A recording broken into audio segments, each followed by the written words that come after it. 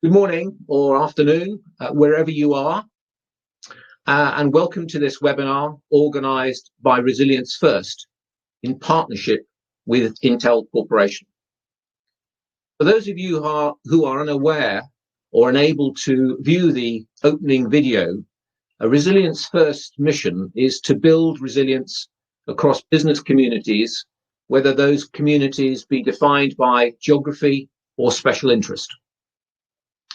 This is the second webinar of a two-part series, and the first part took place earlier today. Some of you may have attended. The overall theme is airport innovation, with the aim of presenting opportunities to hear the latest in business thinking and technological innovations, to better prepare airports to face some of the major disruptive challenges, as well as realize improvements in passenger experience and operational effectiveness. In this session, we will focus on those technological solutions that could be termed game changers in the market. We will hear from our speakers on how the airport business community and operations could be reinvented in the face of the current crisis, as well as from innovators on the role technology can play in unlocking alternative ways of working. We are fortunate to have with us today Sarmak Nazari, Global Sales Director of IoT and Transportation at Intel Corporation, who has kindly agreed to be the chair for this session. In a minute, I will invite Mac to say a few words about the work of Intel in the transport sector and to introduce our keynote speaker, Graham Bolton from Mott MacDonald, who is also chair of the British Aviation Group, and our three technical innovators from their respective companies. Just before I do, I encourage all of the registered participants to ask questions of the speakers throughout the session by posting your questions in the chat box to the right of your screen. I'm sure the chair will pick up as many of those questions as he can in the Q&A. So Mac, over to you. Thanks a lot, Robert, and thanks a lot, everybody, for joining us today for this session. Before going into the weekend, we would like to have your attention on several interesting topics around airports. Intel has been working with a lot of airports around the world to solve a lot of their challenges, but also make sure they become operationally more efficient. And today, I can say I'm honored to be joined by several field experts in airports, partners of Intel, but above all, our keynote speaker, Graham Bolton, today, with having over 25 years of experience in the aviation industry, really keen to know, through all of those years of experience, how do we overcome these challenges, what is our current status, and how do we work towards the airport of the future. So we will start today with the keynote speak. And there are three presenters today that we'd like to have some focus on as well, working with Intel on some of these solutions to solve the challenges we have during COVID, and obviously also the future that is bringing us. So today for the techno innovation presentation, we have Manish Gunka on the call, Director Product Management at Affirmed Networks. Manish will take us through some of the private wireless networks in airports, which are quite important if you look at the touchless experience, the last session we talked about, and how do you keep your customers informed and also connected to all of the solutions you have in the airport. Then we will have a closer look with Sylvia Kuo, a sales manager at Gorilla Technology, an important partner of Intel's as well, on vision analytics and how that is used to improve and optimize passenger flow and make sure you're in a safe and secure environment and feel safe while traveling, right? That's the most important thing, I guess, when it comes to gaining the trust back again of the traveler in the airports and aviation. And then finally, we have a very interesting tech innovation presentation from GPC. Jay Faulkner is joining us, Business Development Executive. And Jay will take us through actually a very interesting solution that they've been building together with Intel around cargo freight measurement. As you know, cargo was also under extreme pressure when the COVID crisis started, as in, there were airports had no more passengers and the cargo business was growing fast, but the capacity was not fully ready always, and all of that stuff. So how does a company like GPC help to get those insights for airliners and also in collaboration with the airports? Before jumping to our keynote speaker, because that's going to be very interesting, there are some interesting data points I wanted to share of why adopting technology today and looking at how to adopt those technologies are very, very important. There's been a report out somewhere in October, end of this September, published by Eurocontrol and the Airport Council International, with some interesting facts about what effects did it have to have this COVID situation within airports. A few data points I think interesting to share is about 50% more space is required at check-ins. How do you do that? You can't just build space, but you need that space in a COVID situation. 100% more space at security control, which means you just have to double the space if you would like to have the similar amount of passengers. 30 to 50% more space for baggage reclaims, which is, again, you can't increase that space, but you need to solve that problem. So there were three very main conclusions coming out of the report. That's that airports need to focus on key limiting components for security, control, immigration in terms of throughput challenges and boarding gates and baggage reclaim in terms of space constraints.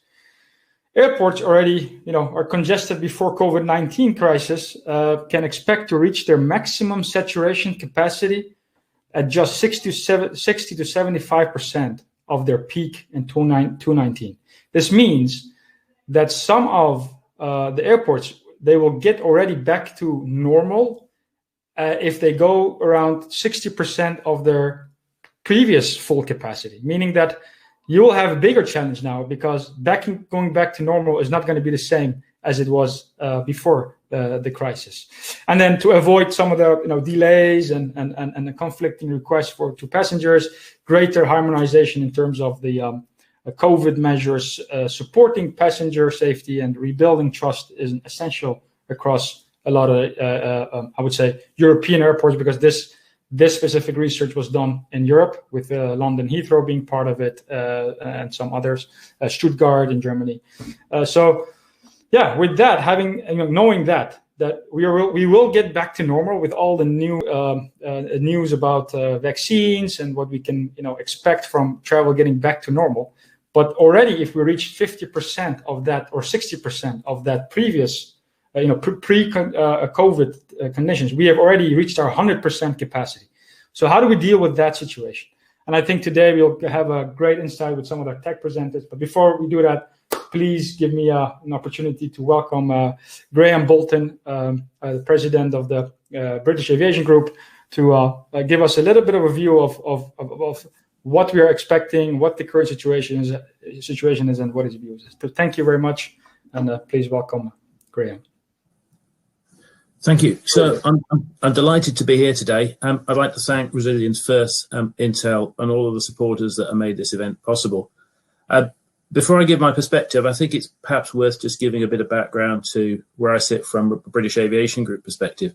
So those of you who are not familiar, British Aviation Group represents about 240 companies across the UK supply chain, working within aviation, that account in terms of aviation turnover for about £2.5 billion, and represent the whole breadth of the supply chain, from people providing strategic advice through construction through to equipment supply and operation, and working at something like over the world's largest 60 airports and many of the world's most innovative. So understanding a real breadth of what the supply chain can bring to bear, but also some of the challenges the industry is facing. But I'm also very much still a practitioner. So whilst I'm an elected member and chair of the BAG board, my day job is still at Mott MacDonald, getting on with doing work in aviation and looking at how we innovate. And at a personal level, I can't wait to get flying again to be able to engage more effectively with some of our global clients.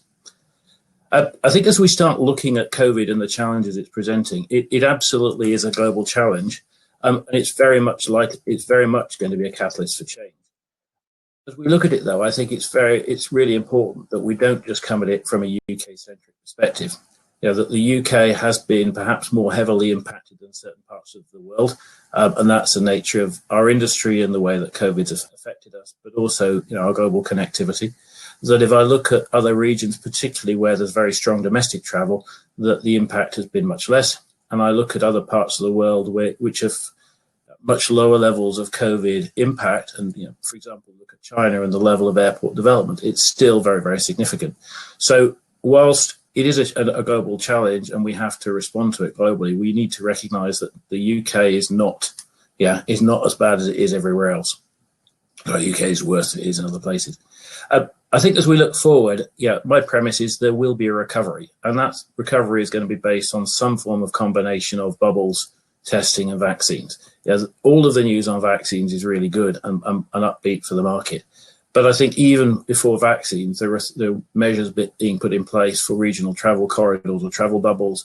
And the whole idea of both pre-departure testing and testing on arrival gives us a real opportunity to start enabling travel in a way that we haven't perhaps done over the last few months that will help the industry recover. But in any event, whilst there will be a recovery, the game will change. I think in looking at that, there are probably three realities that I see being key influences in that, how that happens. The first is that aviation is fundamentally beneficial to society. And that's both in terms of a direct and indirect benefit.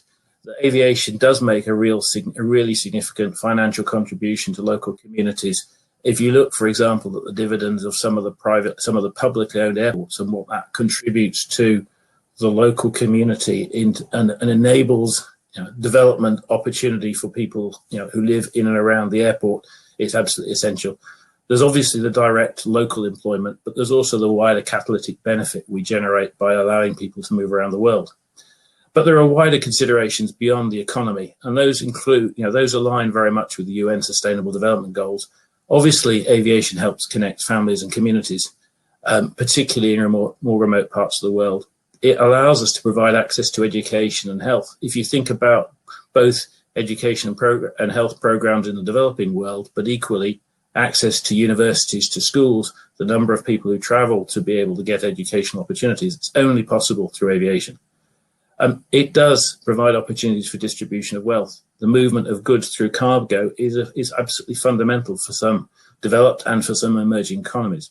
And in doing so, it helps, I think, achieve one of the key UN Sustainable Development Goals of underpinning peace, justice, and strong institutions. There is, of course, a challenge. Do we still need air travel for this? We've survived perfectly well for the last 6 months without needing to be able to travel. Or have we? I think if I look around the people I work with, both in terms of their ability to work, but also the impact it has on people's communities, on their social life, without aviation, we will struggle. We've been trading on goodwill. We've built up over quite a long period of time. And if we really want to work in a connected world, we have to be able to engage with people as people face to face. So I think fundamentally we need to recognize in the recovery that we have to deliver on that social economic benefit of air travel, because the biggest challenge for me is not COVID, but it's the environment. That we knew that the environment was a concern for the world pre-COVID. And as we look to recover, our right to recover is going to be fundamentally based on showing that we're treating the environment responsibly. At the moment, carbon and greenhouse gases are the big ticket. And if we look at the UK response particularly, we've had a very, very strong focus on net zero. We're seeing encouraging support from the government to help respond to that. And that's going to involve us looking both at new energy sources for existing air travel, but also will help drive and enable new solutions that will help us address the carbon challenge. It's not just about carbon. The airport has environmental factors that affect people in areas like noise and air quality. And that's not just air quality in terms of things like nitrogen dioxide, but also things like ultrafine particulates that we've got to respond to. And it has impacts in terms of wider resource use and impact, the impact on our natural capital. How do we minimize that impact? So unless as an industry we have a reset on the environment, we're not going to have the license to fly. We're not going to be able to deliver on those social benefits. And the third fundamental for me is the economics that we've seen. We heard from the CAA earlier, the industry has been heavily scarred by this crisis. we see more generally in the economy, the UK market yesterday or earlier in the week, we heard that the GDP was down 11% in 2020. And by 2025, we'll still be 3% lower than we would otherwise have been. And that's going to have an impact on our traffic. But more fundamentally, the aviation sector has been particularly hard hit, with airports losing literally billions of pounds in some instances, and some of our major airlines facing crisis, if not bailout. And this is particularly true in the private sector, where without government bailout and stimulus, the industry is really in survival mode. And the economics of the industry are absolutely critical and will be, even with traffic recovering, fundamental to the decisions we can make. So in that context, we've got to focus even more than ever on operating cost, on use of asset, on ways of deferring investment. And in parallel, recognize that because of the crisis, we've had massive loss of skills and knowledge. And that as we rebuild, some of that is going to be through regrowing staffing, but also it's going to be about focusing on where people do the right jobs. We create quality jobs, and we legitimately retest the balance between person and machine. So how then is technology going to help change this? I'd see game changers working at perhaps 3 different levels.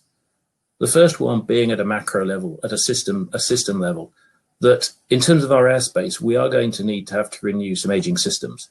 And in doing so, that will help us respond to some of the environmental challenges so that we can fly more efficient flights. We can reduce flight time, we can reduce travel distance, and in doing so, cut the amount of carbon dioxide and contrails and the impact on the environment. At the same time, we can take advantage of technology in things like remote towers to be able to provide greater efficiency across the system. Perhaps more significantly is the introduction of new vehicle technology. There is really significant focus on the future of flight, and that covers not just drones, but urban air mobility, the small 4-seater type aircraft, autonomous or otherwise, and the smaller end of the regional aircraft spectrum. That presents us a real challenge from a technology perspective in terms of how we manage the airspace system in a way that is safe and secure and allows us to respond to having a significant number more aircraft operating in a completely different way. And whilst these aircraft will inherently be zero emission, they're unlikely to replace a significant proportion of current air traffic, partly on grounds of economics, but more fundamentally in terms of range and capacity. They are, however, massively exciting because they provide development platform for the future in terms of us testing some of the low carbon technology, but also because of the catalytic impact they will have on the way that we manage our systems. If we look perhaps at the sort of more mid-level perspective, there are areas like the use of particularly digital twin, where we start creating virtual representations of the physical environment, not just in terms of a building model, an asset model, but something that truly replicates and is interconnected with the physical world, and gives us real power to look at how we monitor, how we emulate, how we predict the future. And we can start using everything from sensor technology through to artificial intelligence to make our assets work much, much better. And it ties into a wider ecosystem perspective of smart communities. So we look at the interconnectivity between the airport, the wider community, and the infrastructure, both from end-to-end journeys, but equally, how does the airport interplay with the community that works around it to mutual benefit? And I think together these things provide us much greater ability to predict and to adapt. They'll allow us to monitor and manage the way we use our assets to make better use of capacity that we have at the moment, to address this challenge that, with separation, with COVID, perhaps we're constrained in what we can use our existing facilities for. So how do we make them how do we use them as well as we can? How do we minimize our energy use? How do we improve our passenger service? And how do we do that in a way that makes best use of our natural capital? And then the core enabler, I think, of some of this is at the micro level, when we start looking at the individual technologies, and I'm sure we'll hear some more about this a little bit later, but in areas like passenger processing technology, in areas of video analytics, in the use of autonomy, in for example, in control of vehicles. Some of this we've been talking about for years, and I can remember conversations 20 years ago about when we were using our RFID, We've been discussing single token journey for a long period of time, and IATA have been very much trying to drive us forward around their fast travel program into the next program. But there have been a number of challenges that in converting proven concepts into scale reality. And I'm hoping that COVID will act as a catalyst for change on some of those, so that as we start bringing agencies together, as we start being able to find new benefits cases, because, for example, we remove touch points, we can reduce risk both for passengers, but equally importantly for the people who work in and around the airport, for the wider stakeholders. And some of the economic balance between capital investment and operating costs will change. That will perhaps be a catalyst again for us using technology more effectively. As I look from that macro to micro level, there are a couple of key themes which, again, I think play through into some of the conversations we'll hear about technology shortly. The first one is the increasing importance of data, which is very much going to at and increasingly at the heart of what we do. But that's going to raise some challenges for us in terms of who owns and controls the data. What structures do we put in place to allow the sharing of it?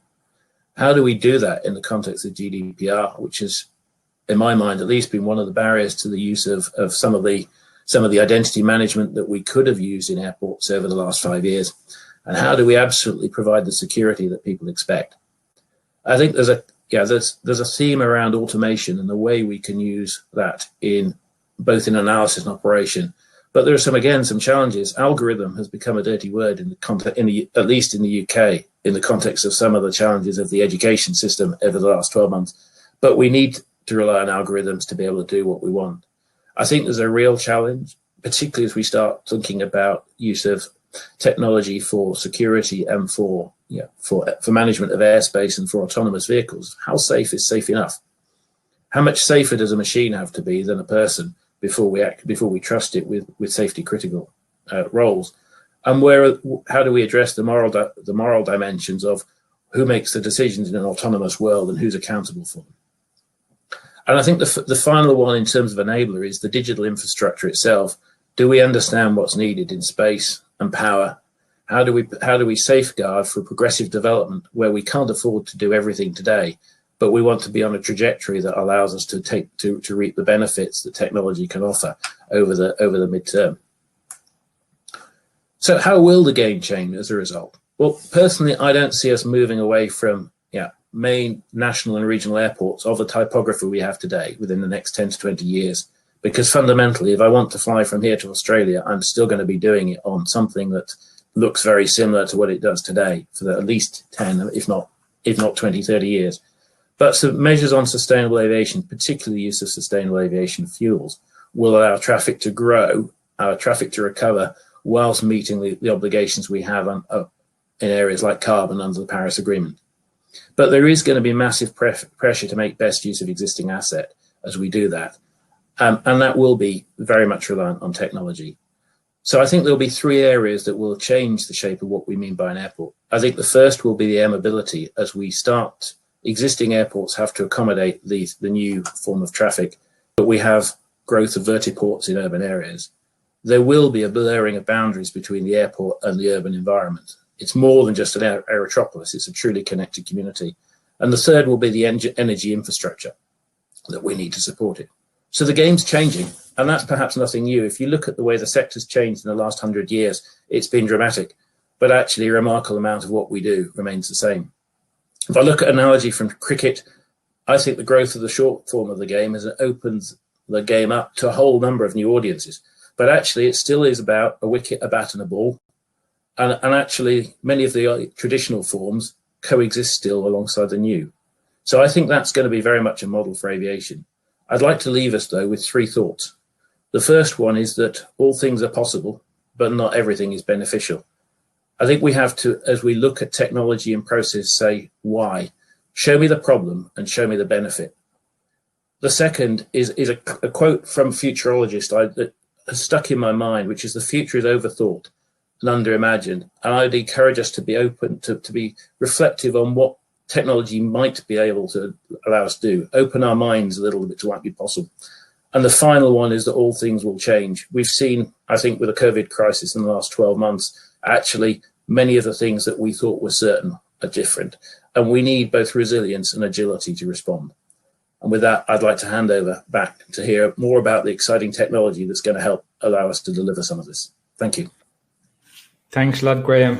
Amazing overview and great final words on that. Thanks a lot. So now we'll move to Manish. He'll get us through a lot of some of the solutions they have from a firm networks.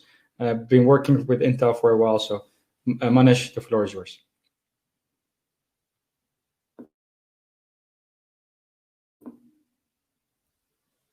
I think you're on mute if you're talking. There you go. Oh, sorry. Thank you. Thanks, Graham. The nice kickoff. And you touched some of the key highlights. So, but just quick word about myself. I am Mahesh Goenka. I lead the 5G Edge products within Affirms, which got recently acquired. So we are now a Microsoft company. Essentially, if I look at some of the key areas where post-COVID, what is going to be driving, what are the use cases, we have to think very differently because right now we are not having any peak traffic travel within the airports. But as soon as the post-COVID hits, it's going to rise back up. But the world is going to be very different. Everybody is talking touchless. There are going to be a lot of use cases where we need to now think and use a lot of AI and video analytics. But these use cases, along with 5G, they are driving a lot of data, right? And there's a need for making sure that the data is processed locally and quickly. And across our different research, we have come across different use cases within an operator, where they want to monitor, where they want to optimize how the flow of the aircrafts are coming in, whether it's a ground traffic management or whether using a lot of sensors for the parking management, towards security, thermal screening, imaging. So a lot have been there around how to make it secure and earn back the trust of the customers so they feel safe to come back and fly on this. So when you see that there are two segments within this airport use cases. One is where the airports themselves are using for their own use. So those are the ones in the blue over here, versus some of the ones where they offer that service to their different tenants, whether they are retailers or for security checkpoints or for the airlines themselves for either their own communication channels or for tracking the baggage and telemetry data. So when we look at these use cases, essentially they fall into three different areas. There's a higher need for security, reliability, as well as a lot of mobility. And what we see is that Wi-Fi is not suited well to take care of these use cases and to be able to define these use cases from that perspective. So what we have figured out is we definitely need private networks or also known as private cellular networks or private wireless networks, and leverage some of the key technologies which exist today and then coming into future with 5G.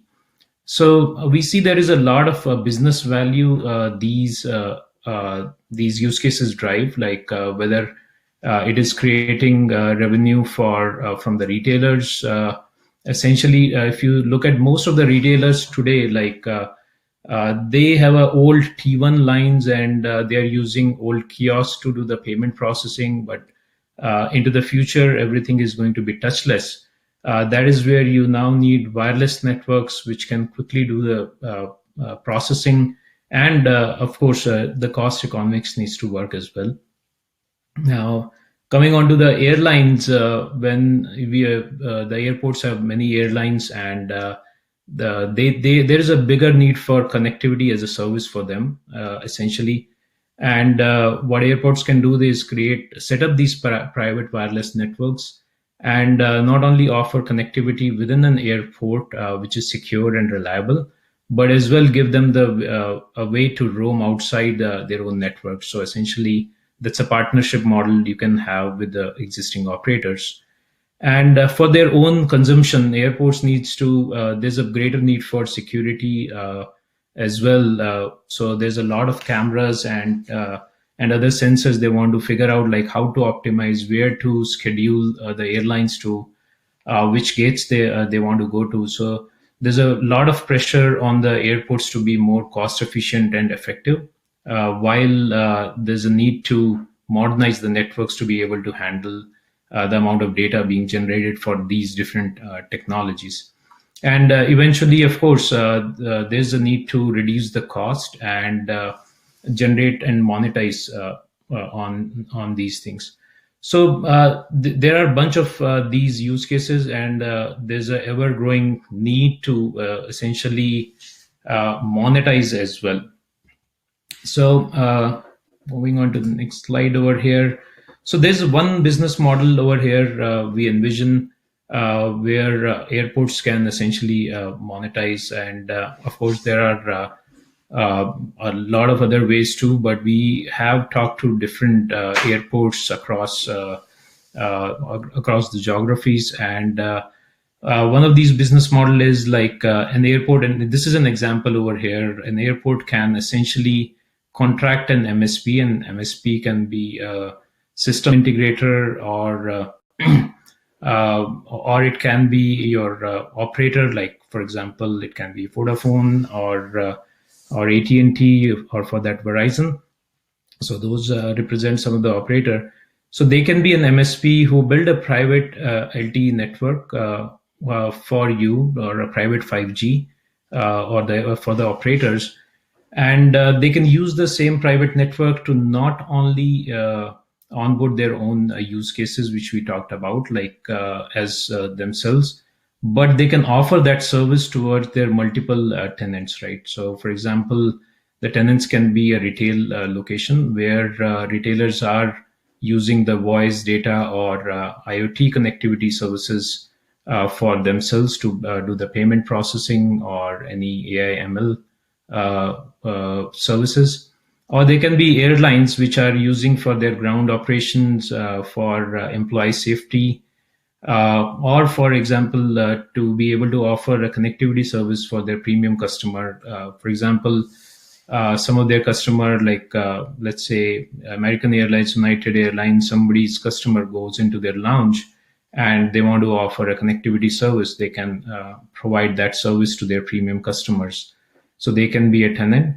And of course, the third category is for the logistics and catering company and or the security checkpoints. That services can be offered to their to their end customers.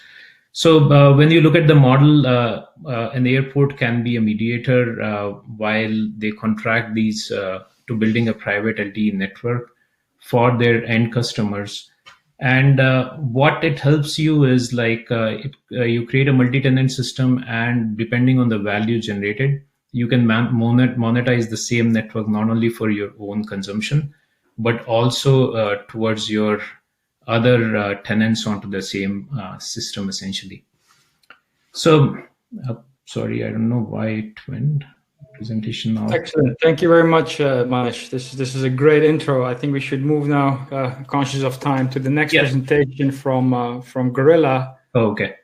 Sorry, yeah, we're out of time. So any questions you have for Manish, please put it into the chat box. And Manish, I need to give the time now to Sylvia. Thank you. Thank you very much. Yeah. Okay, so now moving to some vision analytics, very interesting use cases. So please take us through the journey, Sylvia. Thank you.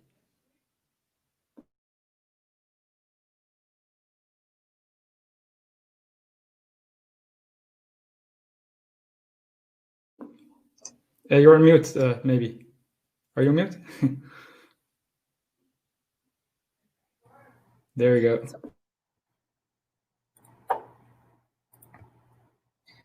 Hi, my name is Sylvia. I'm the sales manager for Europe at Gorilla Technology.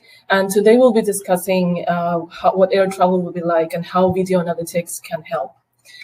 So I would like to start with a very brief introduction of the company. Gorilla Technology is a computer vision software provider. We have an in-house AI development team, and in the past year, we have accumulated experience collaborating with enterprises and governments in different kinds of deployments, like in transportation, smart city, surveillance, law enforcement, just to name a few. And today, the company has created alliances in Asia, US, Europe, Latin America. And we work with partners to deliver our solutions from the discovery stage all the way to deployment. Also, I'd like to introduce our product, which is IVAR, short for Intelligent Video Analytics and Recorder, which provides AI analytics at the edge. IVAR has been created from its inception with Intel's OpenVINO toolkit, which has significantly improved the performance. And our open API allows for different partners of ours, software partners, to integrate their solutions so that they can expand their offer to their clients. Today, we can offer 40 plus analytics types in a very user-friendly platform that is very easily configured, even for someone with no technical background. An advantage of our solution is that it is future-proof, so the customer can adapt, has the flexibility to change the analytics types between different, depending on their needs at the time. So the pandemic has redefined international travel as we know it, and the main trends that we see in airport innovation include the following. The first one is facility sanitation, then transportation access control points, touchless customer experience, and data security and endpoint protection. So during the several months since the beginning of the pandemic, social distancing and sanitation was probably the first and most immediate remedy that different transportation systems have resorted to. So for employees, this meant that they have to enforce thermal access control. Also, they had to start wearing masks. And in many cases, it also meant the adoption of facial recognition for identification of employees, visitors, vendors, in order to be able to do contact tracing in case it was needed in the future. For the passengers, being informed that common areas have been properly sanitized helped put their minds at peace. This information was displayed on screens at the entrance of restrooms, waiting areas, or queuing zones. This also helped companies automate alerts to ensure that a timely cleaning cycle. The second point we'd like to discuss today is how controls at access points is being enforced. So wayfinding, for example, became automated through interactive screens to avoid contact between passengers and staff. PPE compliance and social distancing are ensured by means of video analytics, capable of alerting staff in real time. And we saw an increase of the use of crowd detection video analytics to manage congestion and throughput in areas where people collect, especially. In many countries, the concept of One ID is gaining traction, and because it allows a contactless customer experience. The idea is to identify the passenger with facial recognition from the moment they do the check-in through a self-service kiosk, all the way until they board the plane. Gorilla Technology Solutions can manage the workload of identifying passengers at highly transited airports, and at the gates, before boarding the plane, access control devices and speed gates were installed in order to perform contactless passenger checks. And continuing with the goal of touchless customer experience, facial recognition is also being used in stores and restaurants throughout airports, for example, here in Asia, where customers interact through a self-service kiosk for a contactless transaction. Screens are a very effective way to display information and regain customer confidence. Here on the left-hand side, we're seeing a screen where the cleaning times and the areas that have been cleaned is being displayed for the staff at the airport. And on the right-hand side, we can see a display where we can see disinfection times and also the exact number of passengers traveling on that plane that day. So as companies and government agencies resort to these kind of new technologies, the sheer amount of data generated daily is daunting. And in the transportation sector, well, passenger data, employee data, and operational information is all being recorded at an unprecedented pace in an attempt to ensure public safety, public health. So it is in this context that network protection has become increasingly important. Gorilla's OT security solution safeguards critical data with its security convergence platform, which means that it combines data generated from the IoT devices as well as data that exists in a more traditional IT realm. Our platform detects the attack and creates an immediate alert, helping enterprises prevent loss. So this concludes our presentation today. I hope it was useful. If you want to get in touch, you can write to us at the email that you're seeing now on the screen. Also, you can visit our website to know more about solutions and find videos, white papers, and other success cases. Excellent. Thanks a lot, Sylvia. Great job what you guys been done, by the way, on the response on the pandemic. Okay, so let's move to another great presentation, our last one for today, with Jay on the GPC side. Please, Jay, take us through how you guys have been helping the cargo business in the airline industry. That's great. Thanks, Max. So, firstly, I'd like to say big thanks to Intel and First for hosting this webinar, and also for the insights that the other speakers have shared. So I'm just going to share my screen here, so bear with me.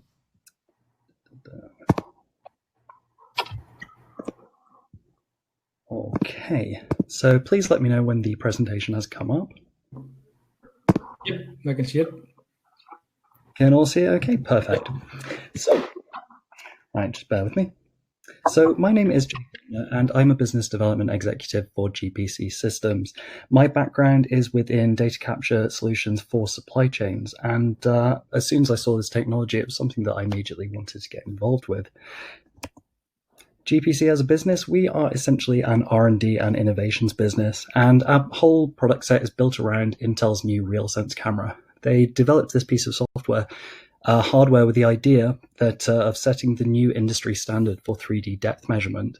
They came to us and they said, could we create a piece of software with our background in AI and machine learning to effectively leverage this 3D camera technology for use of measurement?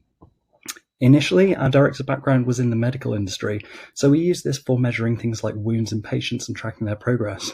Over the years, we took this into roads and highways, where we actually used this for measuring things such as potholes and road defects. Interestingly, we've actually used this at one of the UK's leading airports for measuring defects on runways at night. But where this got particularly interesting for us was we were approached by Intel to work with IAG Cargo directly, and they said, could we use this same piece of technology for measuring freight? And over the course of a 6-month R&D project, we produced this piece of software called Freight Measure. So since then, we've been working with some of the leading names across the air cargo industry, and even though everyone works in a slightly different way, we found that the problems with dimensioning are the same. Tape measures are time-consuming and inefficient, and fixed measurement systems just aren't flexible enough to be able to handle the wide variety of items. The idea behind this is simple. You can simply point, click, and capture with a mobile or fixed device, and it will give you accurate dimensional measurements of anything you capture. Now, a lot of the companies that we're talking to are running probably 5 to 10% of their normal capacity, and what were previously passenger jets are now being used for cargo. So it's especially important that customers are able to effectively streamline their goods handling process to make sure there aren't delays. Next up, I have a short video here, and I will say that this was capture speeds, and I will say that apologies, this isn't an official marketing video, this is one that we've had to make in lockdown, but it'll give you an idea of the brief capabilities of the system. So we can take a mobile or fixed device and simply point, click, and capture and obtain accurate dimensions of items of almost any shape and size. And I'll just repeat that so you can see the speeds. Okay, so I will post the full video which shows the full functionality. We have a number of different features, including things like skid removal and working for small items. Lastly, a little bit of word about our work with IAG Cargo. So for them, we've heard similar challenges as we heard across the industry, whereby clients are not providing accurate cargo information and they don't have the ability to accurately measure quickly and efficiently. For them, what we did was we used a fixed Panasonic M1 unit directly above the loading bay. And this represents our process in terms of how we approach things. So the idea is that we have the minimum impact in terms of difference to the user process as possible. For them, there was no change to their standard operation, except now they were accurately capturing weights and dimensions. Previously, they told us that at any one point, their cages were only at 80% capacity. This meant that they could fully fill the hold space, and it also meant that they were rarely having delays. So that's everything from me, sans the video. Apologies for the technical difficulties, but thank you, Jay. Excellent. It's really keen to see that movie still. I've seen some of those already. So please let me know if anyone has any questions. Yeah, let's go to the question session, I think. Thanks, Jay. Thanks, everyone. I already saw some questions coming in. So let me jump to one of the first ones. So we have a question here from Lynette saying, well, what impact will reduced revenue during this COVID period have on the capacity of operators to invest in the technologies needed to achieve the net zero goals? Basically, where do the operators get the money from since they already have reduced revenue? Any ideas? Maybe Graham? It's a difficult one. I think there's two halves to that. The first is I think the biggest drive on net zero technology is actually going to be in the what we do around the air, and that is the first step on that has got to be sustainable aviation fuels, and that's something where I think there's a role for government to help use innovation funding to do the scale up of sustainable aviation fuels from pilot to a commercial scale. But that's the biggest game changer that we can achieve. I think in other respects, in some senses, it's existential. If we don't find the money to deal with some of both the carbon on the ground and the wider social environmental impact of the airport, we won't have people flying to generate the revenue. So I think what we'll see is that as we go into recovery, money focused on those things that have direct benefit in either passenger confidence or sustainability. And that will be at the expense of other areas of investment. Interesting. So just one quick thing from my side as well. So we are enabling by reducing the operating cost by moving to an OPEX based in the cloud model versus a completely heavy CapEx investment, which used to be the past and the norm. Great input. Any other ideas? Okay, so let's jump to another question we have here. So, what is the British Aviation Group doing to encourage international collaboration and standardizations across airports operations around the world? Graham, sorry, I think it's another one for you here. Yeah, it's a slightly difficult one. So, as a UK-based trade body, our direct ability to drive that is limited. I think what we're doing is through our members and working, trying to encourage the conversation with other UK-based organisations. So we have AOA, we have Airlines UK, we have ourselves, Sustainable Aviation, talking between each other to try and build consensus, working with the airports that we engage with. But I think the real driver for collaboration and standardisation is through the global bodies. We have ICAO, we have ACI globally, and we have IATA. And actually, I think one thing that's really clear to me is both the power of those organisations within their parts of the sector, so the ACI across airports and IATA among airlines, but also the collaboration between those two bodies and ICAO and national governments in order to try and build standards. So I think the industry is doing what it can. What we need is the alignment of government to row in behind and said, we're actually going to do, if we want to do, for example, pre-testing and travel, the industry can only do so much. We do need government to row in behind to support global standards. Makes sense. Absolutely. Good point. Let's move to another question. I have a very big one here, so I'm just going to jump to the question, but it's really about, it might be a short-term problem if we have the vaccines in the horizon and it might get back to normal. So it might take a shorter time than it was in the 9/11 when it impacted the airlines industry. So the question is, with reduced revenues and the long recovery period that can only be driven by passenger numbers, how do airports and industry players propose to strike a balance between investing in safety and security, which generally has a detrimental effect on passenger experience, right? And investments in technology that improves the overall experience when traveling through airports, etc. So since this is about how the security and the feeling safe questions, maybe Sylvia, do you have any input around that? How we could help to get more confidence from the travelers? Yes. So I think I can start with an example. I think that the matter of security has started way before COVID. And for example, I'm talking about, for example, health concerns. In many airports in Asia, they have been doing tracking of mask detection, for example, way before the pandemic. Of course, the incident that maybe moved this forward was SARS, but really what governments were trying to do was detect pandemics or problems before they happened.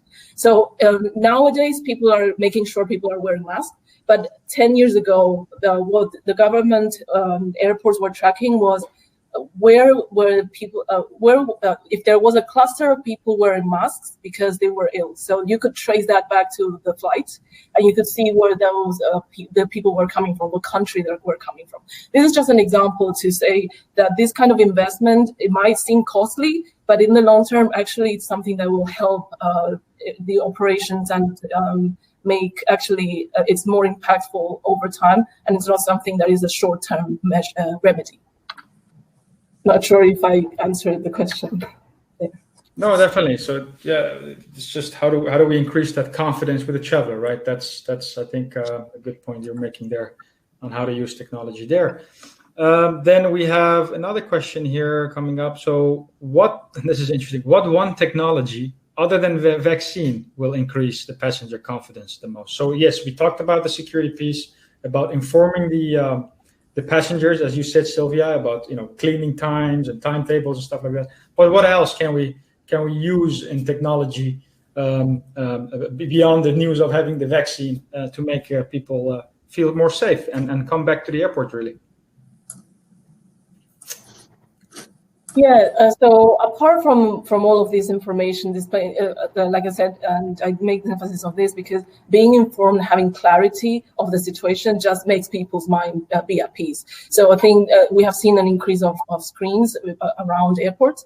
The other thing I think is all the information that is gathered, for example, crowd detection, the exact number of people traveling or waiting in an area, and how many people you allow in this area, and you can monitor. All this information can be shared with the public. So it's not just for the governing body or the authorities, it's also to share with the public to regain that confidence. And I think if we expand this into, for example, transactions in stores or in restaurants, I think this helps them also to be aware of how many people have been here. So I think it is all very helpful in terms of having an overall view of where you are and what has been done in that area, but also a good data for the agencies that are working within the airport to adjust, for example, the vendors or to adjust spaces. All right. That's good info. Can't wait to get back to the airports myself. So there's a final question about what did the airports and the airliners see in the change of the cargo business? Apparently, suddenly it was much more important to distribute goods through airlines and through planes. Maybe Jay, do you have any idea or how to improve that? Sorry, my internet broke up there. Can you re-ask the question? Sure, it's about the cargo business and the airliners. There was a great pressure during COVID pandemic, and we realized that the role might be even more important than we thought of airliners and airports around cargo measurement. Sorry, about cargo, transportation. So how do you see that in the future, and how can we help in really overcoming that challenge? Yeah, no, it's a great question. So what we've been seeing since COVID is there's been a massive rise in both omnichannel and e-com sector. I think depending on the region, up to 60% increases. And so this has meant that we're simply having to move more cargo. And this has come at a time when we're actually running far less planes. So we're at a time where we need to move more things, but we need less planes, right? So a big part of that is being able to fully optimize cargo space. So when we were working with IAG, I know at any one point prior to using the technology, they were only flying at about 80% capacity, which, as you can imagine, over the course of a year adds up to quite a considerable cost. So really, it's about being able to streamline the process, meaning that they're able to turn things around faster, increasing their efficiency, but also meaning that whole spaces are fully utilized, so you can use less planes to do the exact same amount of movement. Okay. And Graham, maybe you get some inputs on that as well? Yeah, so I think the omni-channel point is really important, but I think if you step back and look at cargo more generally, cargo has always been important to the airlines because the long haul cargo is one of the things that keeps a lot of the major airlines in business. I think it's interesting as we start looking at the distribution of in omni-channel about the balance between air, road, and rail cargo. I remember doing work with Zappos.com, which many of you may not remember, did shoes online, which seemed a really original idea 10 years ago, but became an integral part of Amazon. And they sat themselves next to UPS Worldport. A lot of stuff notionally would appear to go by air, but in fact, most of it went by road.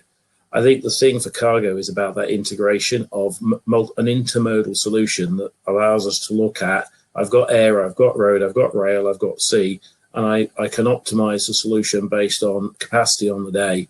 How do I make best use of my resource? And I think what that will do is drive us towards integrated transport solutions that use the technology to say, how do I best fulfill my customer using available networks, using my available resources to move stuff around the world.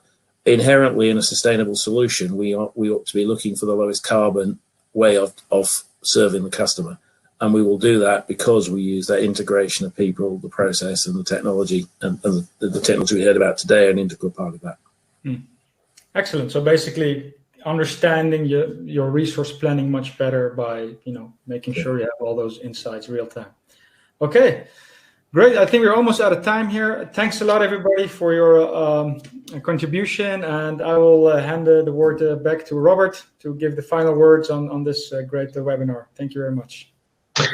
Thank you, Mac. It's been a fascinating hour, and I hope all who've been listening find it of value.